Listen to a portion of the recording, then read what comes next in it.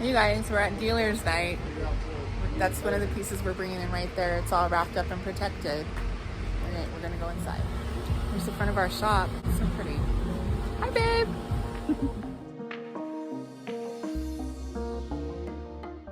Okay, so now that we've got our trunk unwrapped from its mover's blanket, we're moving it onto a dolly. It's not heavy, it's just awkward, and I don't want to bump into anything while we're heading into the shop. As you walk into the shop, you are greeted with the front display. It gets changed out for every season, and the people who do the display collect items from everybody's booth to use here so people can shop from this and you have a better chance to purchase. So we're gonna do a quick tour. We're gonna walk down the aisle. This is the aisle leading to my booth, but here, first booth that you see, this is Vintage Retail Therapy by Mara. She's one of my friends. She's really big on Facebook. I'm sure you've seen me talking about her in other videos. This booth is Vintage Charm 951. She does a lot of natural wood. This booth is Sandy. I don't know if she has an Instagram or not, but she does like complete teardowns. I don't know why she's not here. She's got a lot of open spots. Maybe she's got something else going on. And this is my booth. This is Urban Legends Antiques.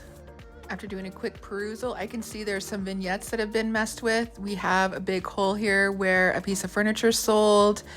Like some of the stuff on the walls are messed up. It looks really, really crowded in there. So we're going to do a reset, not just of furniture, but it looks like we're gonna have to redo some vignettes as well. I have two booths at 4th Street Antiques in Temecula, and both of them need some work done. So I have mirrors on my other booth that always sell. As you can see, I'm putting it on this chair and then I'm putting a lamp in front of it.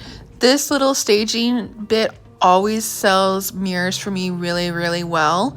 So I'm always putting a new mirror on this chair with the lamp in front of it to light it up. I also will take pictures and tuck them behind larger items, knowing that they won't sell, but I do that as a way to keep my inventory in my shop. So right here I have a hole on this one, and I pulled it from the back of one wall up here to the front so it's easily accessible for purchase. So I bought this little like camp chair in estate sale, and it's all messed up and everything, but it's priced for sale if somebody wants it. And this is the cool thing about it. Put it down. Got yourself a cool little chair. You go like this, then you can put stuff in it for sale. Sometimes you gotta be creative as a booth owner, and so this is what I've done this time. Flip it over, now it's a table. And we're gonna use this to display in our shop.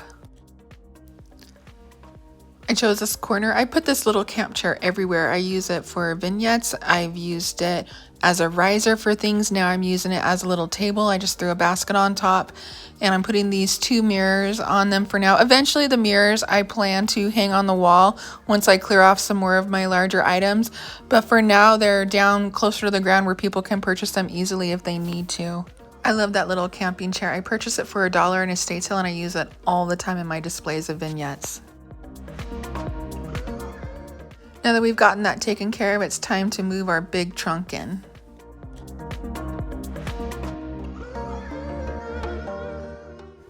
Now that we got the trunk moved in, we step back to take a quick look, and I don't like it. And here's why. If you draw an imaginary diagonal line from the back of your booth to the front, you want all of your pieces of furniture to kind of line up with that diagonal line, and that draws the eye up and into your booth. So we're going to switch the places of these two pieces of furniture, and now you have a better diagonal line.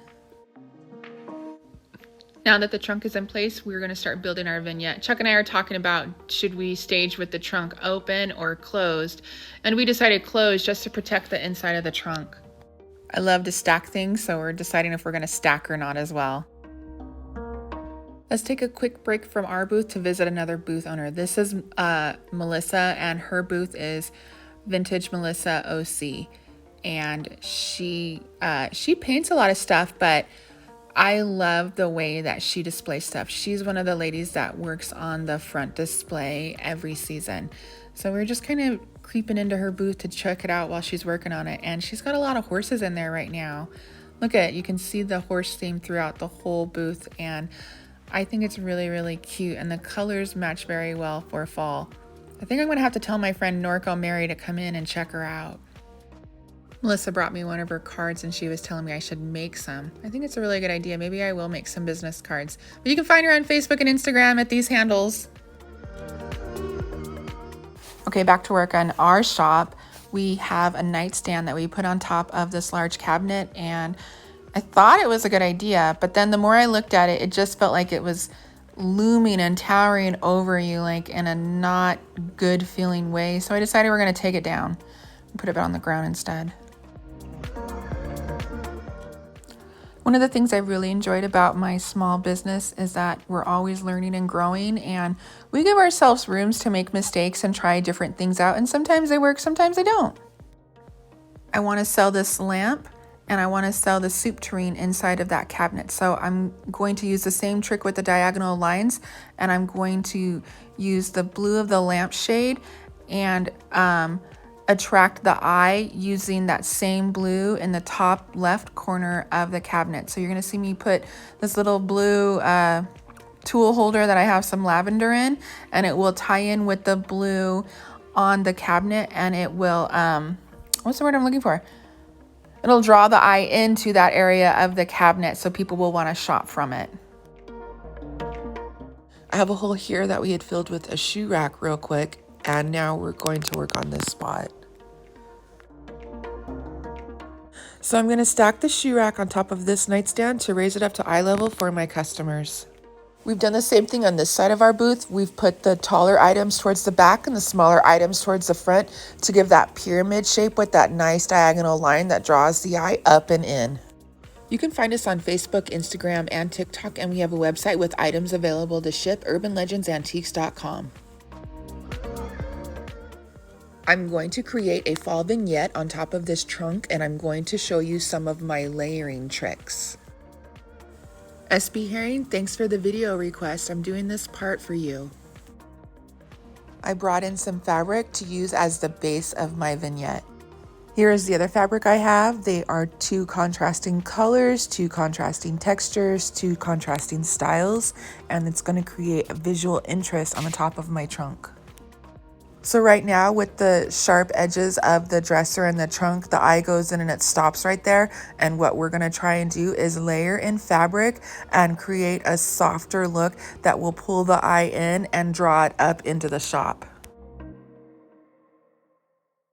So the fabric is serving double duty. Not only is it providing some interest and dimension to the vignette, but it is also going to protect the top of the trunk. So I'm trying to, I don't know how to kind of like fold the fabrics and blend them together to create like a good 2-tone contrast, and also make sure that the top of my trunk is entirely covered so it doesn't get a bunch of scratches.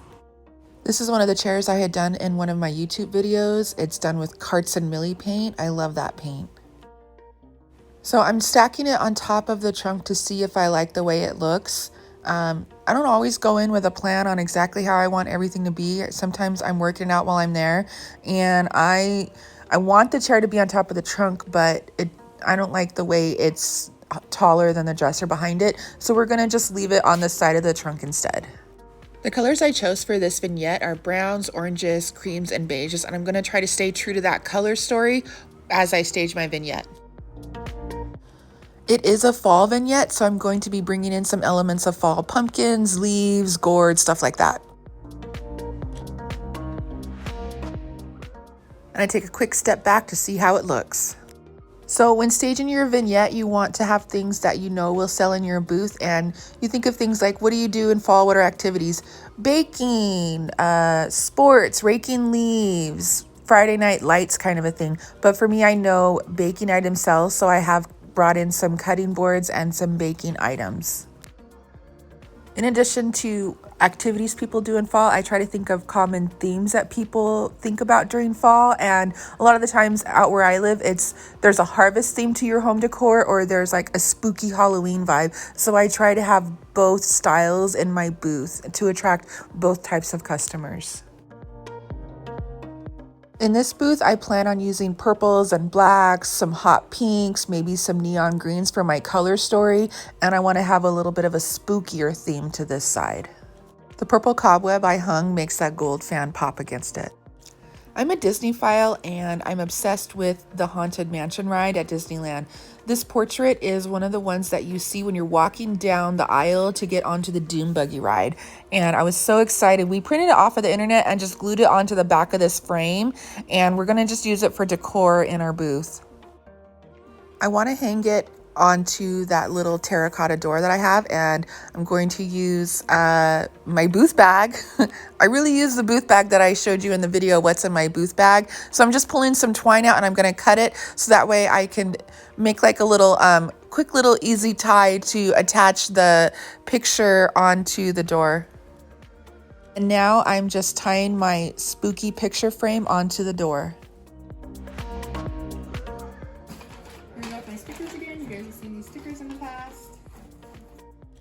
Even though I don't want to sell the spooky picture frame, if I don't put a price on it, inevitably someone's gonna wanna buy it. So I'm putting a price of $9.95 onto the picture frame. Not a lot of people will know what it is, but if you're a Disney-phile, a lot of Disney-philes know those pictures from the Haunted Mansion ride. So $9.95. And now I'm pricing all of the other items that I've brought into my shop. Don't forget to like and subscribe to my channel and hit that notifications bell so you know when I have a new video coming out. And also, please share with your family and friends. Okay, we're heading into the home stretch of our restaging of our booths. And to finish off this little fall vignette here, I'm adding in some more baking stuff. I don't have a lot right now. I'm going to have to go and get some more. But this is a Pampered Chef bundt pan, and I know that a lot of people use those out here. They're pretty valuable. It's the stoneware one, so I'm just adding that in. I have some baking spoons. I'm gonna go and get, I'm thinking maybe I'll get like some silver stuff, like silver serving trays to just bring a little bit of shine to it and see if I like that. I don't have any silver serving trays yet. My plan is to bring more in as stuff sells down. And right now I just want to put a little bit of height onto the back of my vignette back there. So I put a little riser back there and then I'm checking it out with the sunflowers, but it doesn't go with the color story that I did. So now I'm just kind of looking around my shop to see what else I have. I do have this pumpkin cookie jar that I added some cotton stems into, and I think it looks really cute with my vignette. And last but not least, I just added in one of my little milk glass vases with more cotton stems to finish it off. And here we go. My booth is done. It's been reset, restaged, cleaned up, and we are ready for our weekend shoppers. I'm Jessie from Urban Legends Antiques, and thanks for coming along for the ride.